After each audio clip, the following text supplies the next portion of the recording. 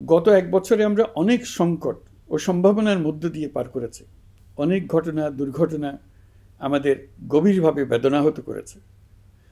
সর্বশেষ মাইলস্টোন কলেজে বিমান বিধ্বস্ত হয়ে ঝরে গেছে আমাদের কোমলমতি শিশুসহ বেশ কিছু মানুষের প্রাণ। আগুনে পুড়ে আহত হয়েছেন অনেকেই।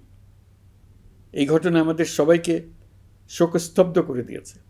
এই দুর্ঘটনায় নিহতদের আত্মার শান্তি কামনা করছি। যারা এখনো হাসপাতালে চিকিৎসাধীন তাদের দ্রুত আরোগ্য কামনা করছি।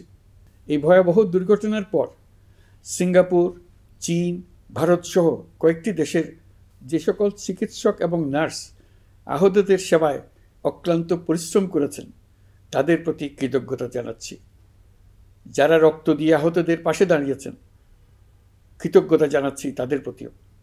প্রিয় দেশবাসী, জুলাই অভ্যুত্থানের পর আমরা অনেক দূর পথ অতিক্রম করে এসেছি।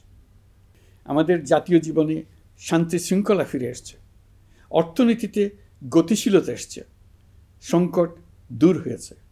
মাত্র কয়েকদিন আগে যুক্তরাষ্ট্রের সঙ্গে আমরা সফলতার সঙ্গে শুল্ক আলোচনা সমাপ্ত করেছি। এর ফলে আমাদের অর্থনীতির সম্ভাবনা বহুগুণ বেড়ে গিয়েছে।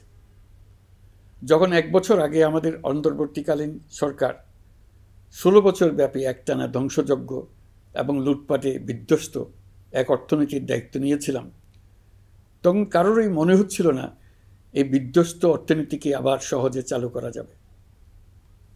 মাত্র এক বছরের মধ্যে আমরা এতদূর রাস্তা অতিক্রম করতে পারবো এটা চিন্তাই করা যায়নি। অর্থনীতি ঘুরে দাঁড়িয়েছে, এখন দ্রুত গতিতে এগিয়ে যাবার পালা। আমরা এখন অন্তর্বর্তী সরকার থেকে একটি নির্বাচিত সরকারের হাতে রাষ্ট্র পরিচালনার দায়িত্ব তুলে দেওয়ার দিকে অগ্রসর হচ্ছি। আমরা দায়িত্ব গ্রহণের 4 মাসের মাথায় জাতির উদ্দেশ্যে দেওয়া ভাষণে আমি প্রতিশ্রুতি দিয়েছিলাম 2026 সালের জুনের মধ্যে দেশের আগামী জাতীয় সংসদ নির্বাচন আয়োজন করব।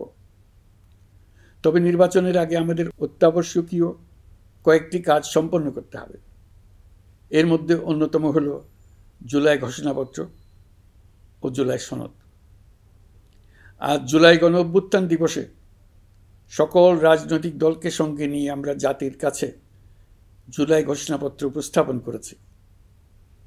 এই ঘোষণাপত্রে মহান মুক্তিযুদ্ধ সহ বাংলাদেশের মানুষের অতীতের বিভিন্ন ঐতিহাসিক ও গণতান্ত্রিক সংগ্রাম থেকে শুরু করে জুলাই অভ্যুত্থানের প্রেক্ষাপট বর্ণনা করা হয়েছে। আমাদের 3টি দায়িত্ব ছিল: সংস্কার, বিচার ও নির্বাচন।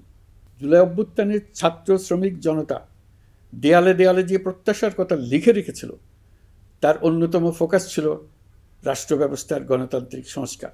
সেই লক্ষ্যে আমরা বেশ কয়েকটি সংস্কার কমিশন গঠন করেছিলাম।